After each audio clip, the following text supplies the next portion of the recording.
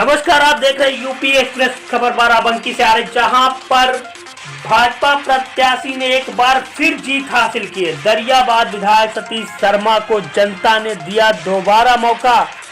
जीत के बाद कार्यकर्ताओं ने फूलमाला पहनाकर किया स्वागत। 25,000 मतों से लगभग की जीत हासिल। कई दिग्गज नेताओं को परास्त कर फिर बने विधायक। अंकित मिश्रा की रिपोर्ट बाराबंकी से।